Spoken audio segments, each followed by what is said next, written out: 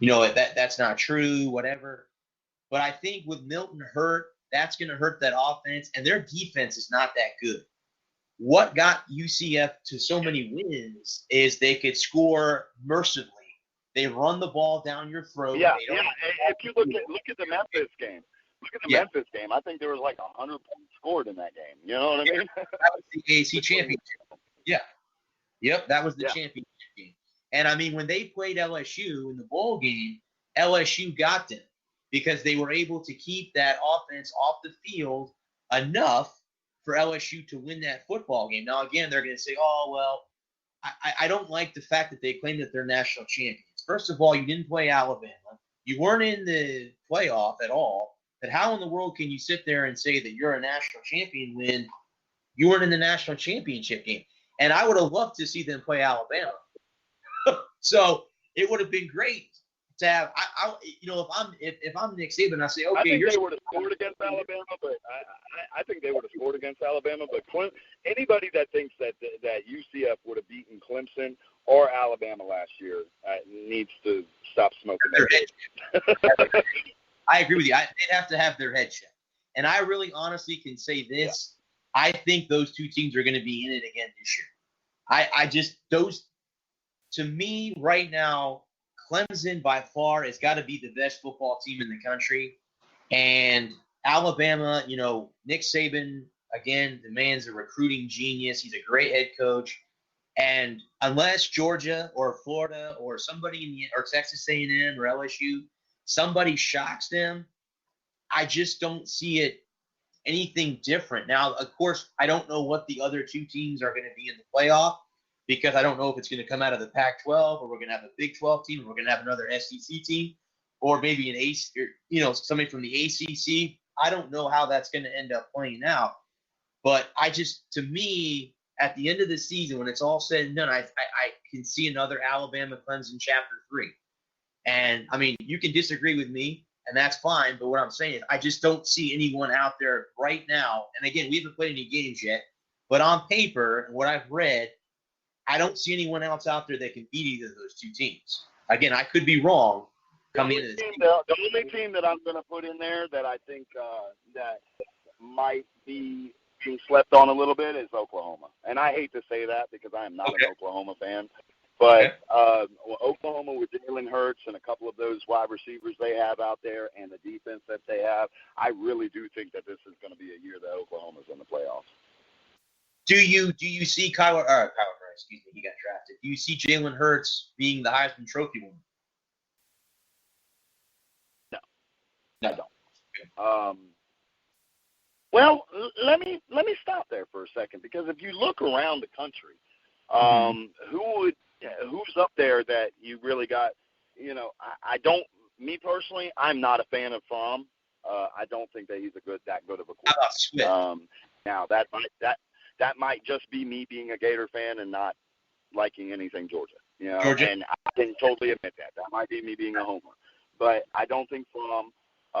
Who'd you ask? I'm sorry. Swift. Do you think Swift could be? Well, Swift, be up there, dude. With the offensive line that Georgia has, if Georgia goes back, if Georgia's competitive in the let's say for instance, which I don't think is going to happen, but let's say for instance that Georgia wins the East and they go to the SEC championship game and they have another high caliber game against Alabama where they barely lose or they win. Swift is definitely going to be in that conversation because I believe that Swift is going to be 100% of the reason that they're there.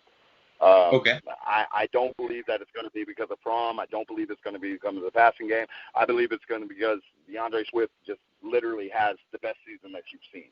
So there's a big possibility that he could be up there. I do believe that, yes. Do you think that Swift is the Benny Snell of last year or this year? Because Snell was a great running back from Kentucky who went on to into the NFL. But do you think that Swift will have? I'm going to put it to you like this. If Snell would have been on a team other than Kentucky, if he would have been on a top 4 team in the SEC, Georgia, Alabama, one of those teams, he won the damn Heisman, bro. I mean, in my opinion, he was the best running back in the SEC, hands down. Yeah, me too. I agree with you. I agree. I just, we'll I see mean, how that, you yeah, know, if he had an offensive line, say, that Georgia had or Alabama had, I mean, that kid would have had, college football, NCAA football online game, numbers. You know what I'm saying? right, So, right. but the one big thing about Georgia that I will not knock on this year, and if you look at it, it's their offensive line, man. They've got a really good offensive line, and that's going to mean big things for Swift, and we're definitely going to have to look at it. But my problem with Georgia is I believe that they might get caught into that thing, and why I believe Florida might have a chance to actually beat Georgia this year is if you make any team one-dimensional. I don't care if you have Barry Sanders. If you can't complete a pass, then, it makes you vulnerable for a loss. And I really do believe that that's what's going to come to it. I believe it's going to come down to those top teams that play Georgia, making them one-dimensional where they can figure out a way to stop that run or at least contain them. I mean, to me, Swift having a 90-yard game with a touchdown or two, you contain Swift. I mean, you know what I mean? That's where I'm looking at. And so I believe that I do believe that Georgia's going to be exposed when it comes to the fact that Swift in their offensive line is about all they have there. Now, I could be wrong. Some wide receiver might come out of nowhere for him, but I just don't see it. So you said, Bud, that you think the hardest game on the schedule this year is on the 12th of October against LSU. That to me is going to be the hardest game of the schedule. I really, truthfully, honestly believe that.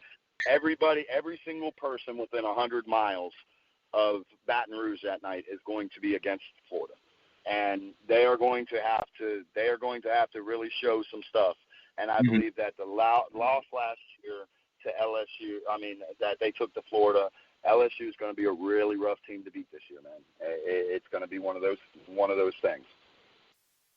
I actually leave. That's the day I leave to go on vacation, so I'll have to make sure that I'm. Do you think that'll be a 3 o'clock, 3:30 kickoff, or do you think that'll be a night game? I'm not sure. I believe that LSU is going to do everything. I believe LSU is going to do everything in their power to make it a night game. As I said, Baton Rouge on a Saturday night, there's nothing better. Yeah. Like, period. And I mean, I'll even go ahead and say this. I don't know if you ever heard this. But there was a game, and I want to say it was against Florida. I don't know if it was. I could be wrong there. But there was a game that LSU's crowd on a Saturday night got so loud and was so tremendous in that stadium that it literally registered on the Richter scale as an earthquake on campus. Yeah. And I'm sorry, that's impressive. I don't care who you are. I hate LSU, but that's impressive. when your crowd is so loud that you're causing earthquakes, you're doing something. Well, I mean, I as an SEC fan, I like to do an SEC tour. So going to the SEC thing, obviously number one is obviously the Swamp in Gainesville would be my number one destination. But number two is Baton Rouge. I can't wait for you to make that trip, man. Every Gator fan should go and see the Swamp. When you walk out of that tunnel, and when you enter that game and you walk out of that tunnel and it just opens up and you see all that orange and blue, if you're a Gator, there's nothing better in this world. I'll be honest with you, but I'm counting on seeing a lot of blue and orange next season at Raymond James Stadium. I hate to say that, but I don't think there's going to be too much green and gold at Raymond James next year. I don't know when the game is going to be. I don't know if it's going to be in the beginning of the season or towards the middle of the season. But I'll have to look at the schedule when it comes out next season. But to me, I know there's going to be a lot of blue and orange. Then there's going to be more green and gold. There will. So there will. I hate to say that, and I really wish that USF would be able to, and I know that, and is more than I do about this subject. I really wish that they would be able to get their own home stadium. I think it would take that program to the next level. It's going to be hard for them to do so in Tampa. I understand that. The funny thing about that whole stadium thing is they need money, and they don't have that money. And on top of that, they make so much. Raymond James Stadium makes so much revenue off of them. So just like with the Florida-Georgia game in Jacksonville, it's going to be hard to move them out of that stadium. In all honesty, that's going to be the hard. And I'm going to be real with you. I used to when I lived down in Tampa when I was 16. Okay. And I had an uncle that worked for the program, and he made sure to take. I was kind of a troubled youth at the time, and was down in Tampa with some family that was trying to put me on a better level. And so my uncle made sure to take me to every game. And I used to love going to the game, but being that I've gone to other stadiums since then, the game day atmosphere is just nowhere close to what you're going to get at certain stadiums, And so, and I'm going to even go as far as to say it's nowhere close to even what UCF with their bounce house mentality is turned into. I believe that even their game day atmosphere is a little bit better. So I really wish that they would be able to do it. Unfortunately, like you said, the money situation. And to be honest with you, nobody wants to see them build their own stadium and then not have enough fans to be able to actually pack it, That being here and being a sports fan here, that's what's happening. I don't mean to change the subject, but that's what's happening with the Rays. The ownership knows they're not filling Tropicana Field, so why are we going to build a new stadium when we can't fill it? They're not that stupid. Right. I mean, he's a billionaire, but he's not that stupid. It's so that. And to be honest with you, I even noticed that when the Rays were good a couple of years, they still weren't selling out. You know what I mean? Even when they had a good team. So it's not like even, their fan base is one of those that won't go to the games if they have, just because they suck. No, it's not just because they suck. They just really don't have enough fans. I mean, and then last year they won 90 games a year. I wrote an article about them in February. I thought that they were going to be lose 100 games. They won 90 games last year and had no one there to watch them. Yeah. They don't have anyone watching them now, and they're going to be they're running for a playoff spot, and no one's going to watch them. Right. Period. So I mean, and it's sad. It really is sad. It's sad. I don't know why they're having as much trouble as they're having, but when you look at Tampa as a whole, and I think Miami has a little bit of a trouble with this, and I know you stay away from politics on the thing, and we don't like talking race, but when you look at the population of South Florida, and you look at the race that are the minorities and what there is a lot of a Hispanic population down there, and they care about soccer. And football is a foreign thing to those guys. And I think South Florida, and I think Miami especially. And let's not get into the Miami, because we all know that the whole reason Miami doesn't have that much of a following is literally, I mean, when you have a student body that's like 10,000 strong every year, you're not. We have 30,000 into each class. Our freshman class at the University of Florida is 30,000. That's like 3 times the number that Miami has as a whole. And so when you're talking, and most being that's a private school, you have I'm kind of going referencing David Adele on this, because we've had this conversation that when you're looking at a program that has most of their alumni that are foreign-based students that come into UM. They come to their, and then 90% of the time they leave and they go be a doctor in Wisconsin or something. You're not really having a fan base that is actually staying local, and so I think that's going to be a problem that that Miami is going to see all the way into the future, and I think that's another problem that Tampa's actually going to having with, really.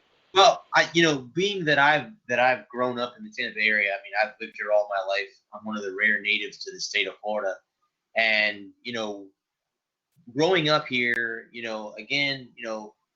being that again I'm a hockey fan, so it's a hockey town. The Lightning are the team in Tampa. I mean, they have been for many years. They're still going to sell out. And they can suck, and the Lightning still going to sell out. That's right. The funny thing is, even when because I was a season ticket holder for 9 years, and I went through 8 losing seasons with the Lightning, and there was still half of Amway Arena in Tampa was filled with fans. And now that they win, they're winning, now you can't find a seat. It's hard